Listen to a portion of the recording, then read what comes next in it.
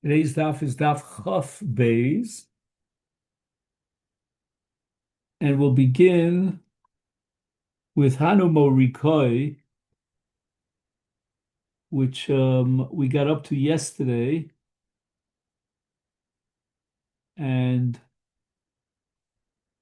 you'll see that one, two, three, four, five, six, seven, 8 lines down from the top of Chaf Beis Amud Aleph. And Morikoi is a kind of a growth, a tzemach that grows in the ground, and they would cultivate it in the fields, and there was a Jew and an idol worshiper that were both sharecropping together, almost like partners, this field together. The Oved kol chavim nokid b'shabsa, so that the Shabbos was taken up by the guy. He would work the field on Shabbos. Yisrael b'chad Shabsa, and the Jew would work the field on Sunday. Now let's just give a little introduction. Also, Lakami de Rava, why is this problematic? Such that they had to bring the case in front of Rava for a ruling. You're not allowed to have a guy work for you on Shabbos, and if you're getting benefit from the guy's working, then in a sense he's your agent working on your behalf. And therefore, since the work in the field on Shabbos was done by this idol worshiper, and then they're going to divvy up the harvest and its value in the market, then the Jew is benefiting from the Melecha Shabbos of the Aklim. Also, the Kami de Rav, they asked Rav if it's allowed. V'sharaluhu, and Rav said it's okay. Now Ravina is going to attack Rava, and he's going to object based on a brisa. The brisa states, Eisvei Ravina Rava Yisrael ve'ovei kochav shekiblu sada v'shutfis.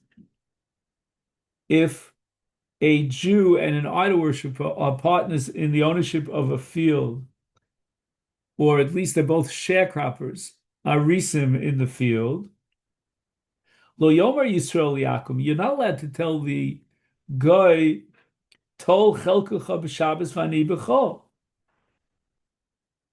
meaning that you are not allowed to tell the guy that he should work the field on Shabbos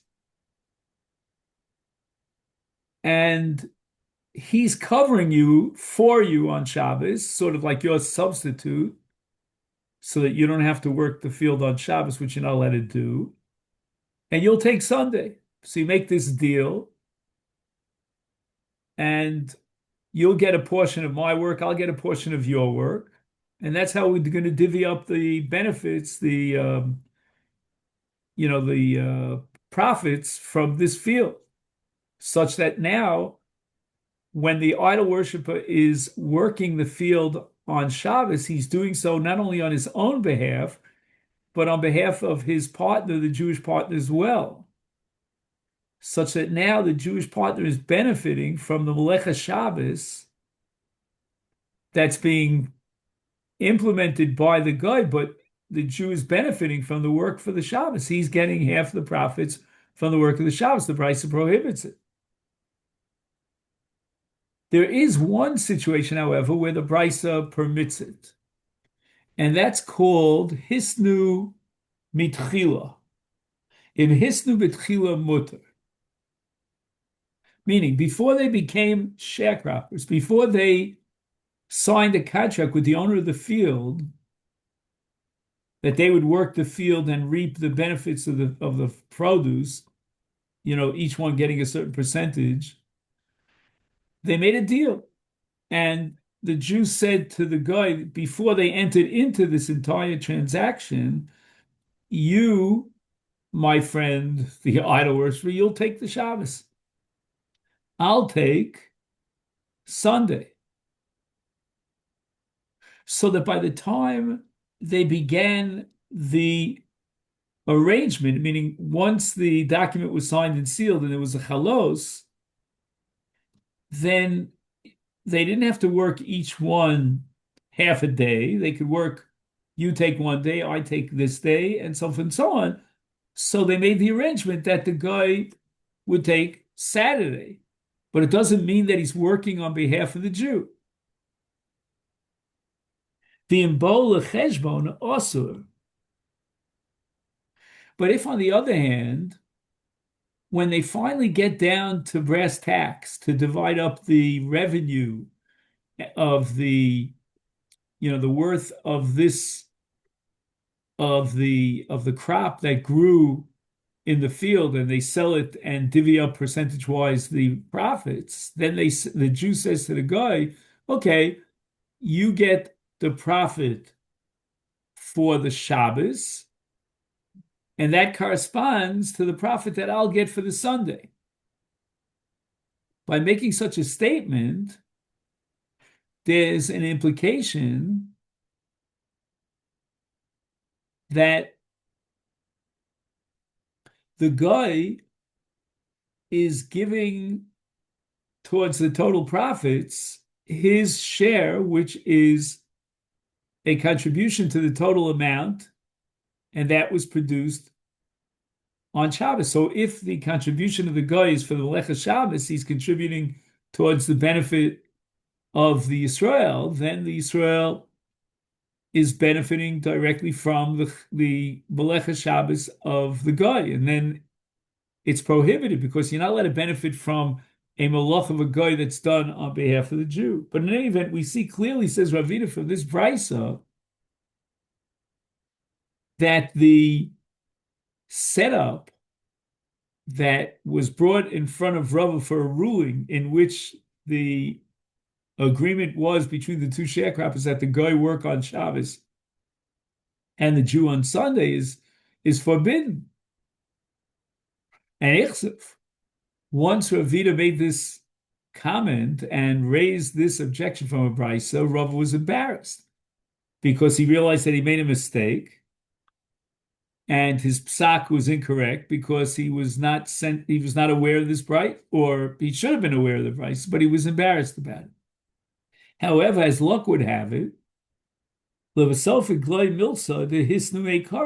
the case was when Rava started interrogating them and investigating the case, it turns out that they had made that arrangement before they became sharecroppers, which the brisa permits. So Rava's psak at the end of the day, luckily, was not an incorrect psak.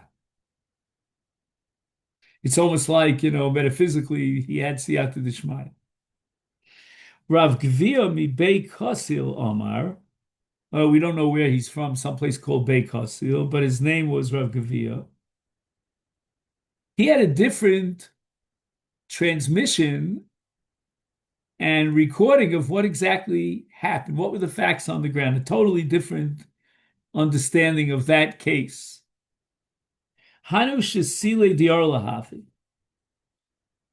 So the work in the field began during the years of Arla, when you plant a tree, whether it's in Eretz Yisrael, which is Doraisa, or in Chutzot, which is Halach L'Moshe Misina. The first 3 years of produce are Aser Ba'Nomi Din Arla. And Ovika Chavim Achil Shnei Di Arla, they made an agreement with regard to the plants that would grow during that period of time, that the idol worshiper would eat the fruits of the first 3 years, meaning the Arla, the Yisrael Shnei Da'atera. And the Yisrael will connect in a corresponding way.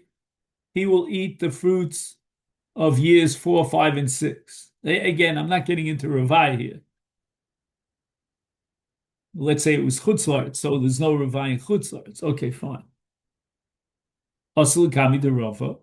So according to this transmission of what happened, Rav Gvia's transition, they went in front of Rava. Sharil, who Rava said it was mutter.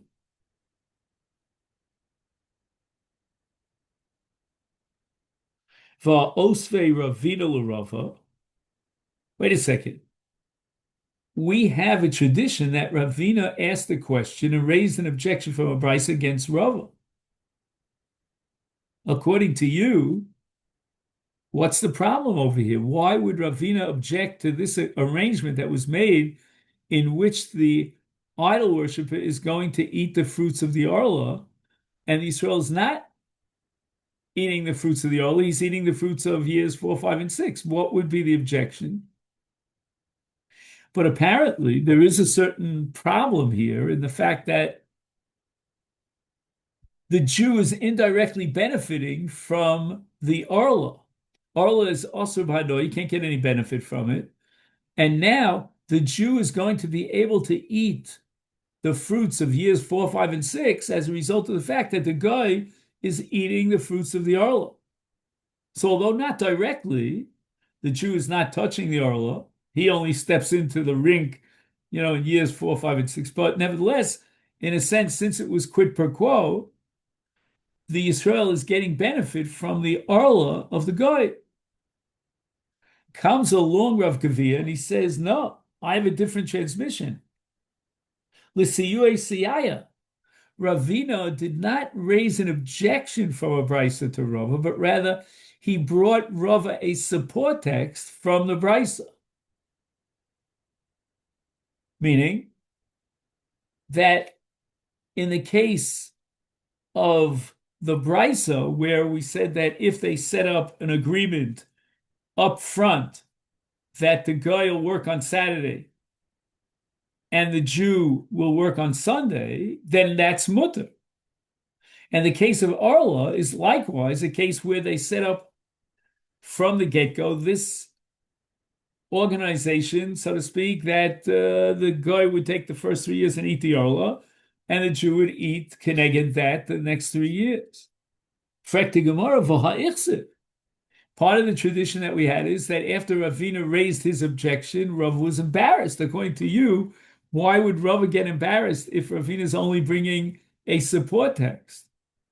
So Rav Gvia says that never happened. Rav was never embarrassed because Ravina was supporting bringing a siyua to Rav, not asking a question and objecting to Rav.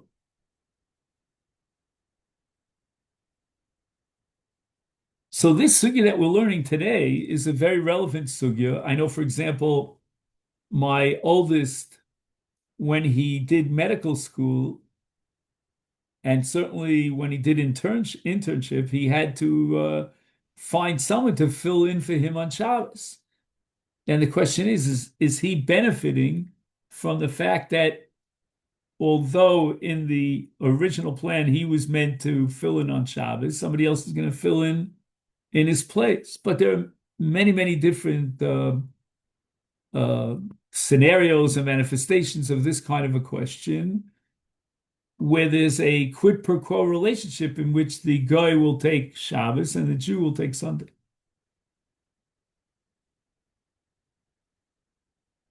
The Gemara raises the following question. Stoma mai. What happens if, on the one hand, they didn't go ahead and set up this division of labor up front before the actual signing of the contract, but on the other hand, they never did that cheshbon where they said, okay, you're going to take the profits from Saturday and I'll take the profits from Sunday. So it was somewhere down the middle. Toshma, the Gemara wants to resolve this question from a brisa. In hisnu itchila mutter. Only if they had set up this stipulation of division of labor from the initial get-go before they signed the contract, then it's mutar stoma. The implication is that if they entered into this agreement without specifying it, and then the guy took Saturday, the Jew took Sunday, it would be awesome. The Gemara says, but a maseifa, we're going to have a diuk hasoser to the opposite kind of diuk from the seifa. What is the seifa? It says, imbo lecheshbon asur, only if at the end, when they calculate the profits and how they're going to divvy up those profits, They specifically said, you take the profits of Saturday, I'll take the profits of Sunday, then it's forbidden. Hastama, the implication is that if they never actually said those words and explicitly dedicated or directed the profits of Saturday to the guy, etc., then it would be mutter. Elamihol lekala mishman. So the Gemara comes to absolutely no conclusion here, halacha l'maisa, because we have what's called diukim sosrim. The ratio of the brisa leads me to the conclusion that stama would be asur. The seif of the brisa leads me to the conclusion that stama would be mutter. So we don't know. And many poskim say this is a suffix d'Rabbanan, and a suffix d'Rabbanan is l'kula. And we could be making. Now, why is this a suffix d'Rabbanan? That's not so simple. And many of the Rishonim are going to bring a proof from the fact that if they had stipulated up front it would be mutter, you can't be dealing with the doraisa here. We wouldn't make those distinctions. Now, in contemporary life, I'll just point out that it's very common that you buy stock and therefore you are a partner and an ownership of a company that sells nevela, but not only nevela, but also basa b'cholov. Like, for example, McDonald's will sell a cheeseburger. Now, if you own a share of McDonald's, then you're benefiting from the sale and the income from Isurei Hanoah, from basa b'cholov. So once again, what the Rabbanim are going to work out is a certain kind of contract in which the contract stipulates that this part of the ownership is dedicated or directed to the goy, and this part is for the Jew. So the Jew will get the coffee, and the goy will get the basa b'cholov. Hadron Alecha. Here we end the first parak of Avoda Zara, and we immediately begin the second parak. Ein ma'amid. So now we're talking about what they call the depravity of the pagan culture, specifically with regard to bestiality, otherwise known as sadavi. And it seems that the idol worshippers reached that depraved level where this was common, that they would have this kind of bestiality relationship with an animal. And it was not only a male human being with a female animal, it was even a female human being with a male animal.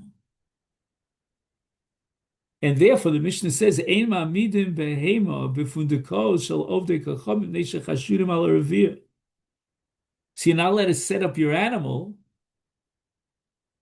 in a place. What's that? I don't see it.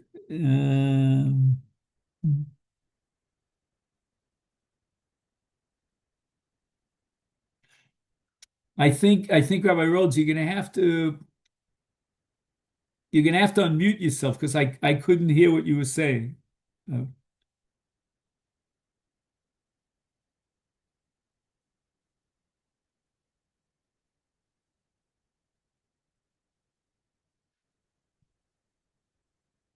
anyway, oh, because he was showing me the phone. I was trying to see what I could see on the phone. I couldn't really pick it out. So once again, because the idol worship was suspect of what we call revia, which is a Hebrew word for bestiality, therefore you're not allowed to, put your animals in a stable in the inn of the idol worshippers. And this again is going to be a problem of lifnei velosite michshal. Now later on, the Gemara is going to raise another issue as to whether or not, if you want to take that animal and bring it as a carbon on the mizbeach, there's a psul carbon called nirva, which means if a human being had a revere relationship with that animal, it's possible mizbeach. We'll get to that too.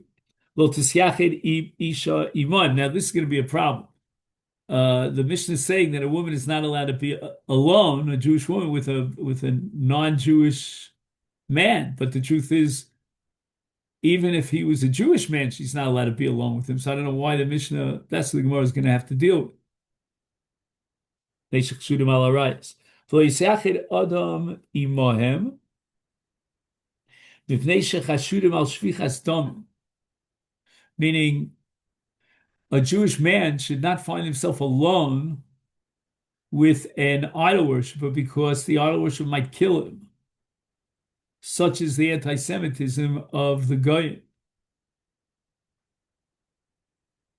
There are certain outspoken anti-Semites. You don't want to be alone with them in a secluded area. That would be very dangerous.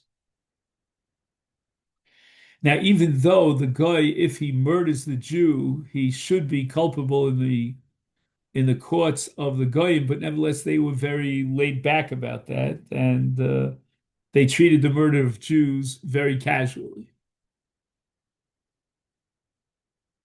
As my father used to tell me about his town in Lita, where he was raised, Jewish blood was like water.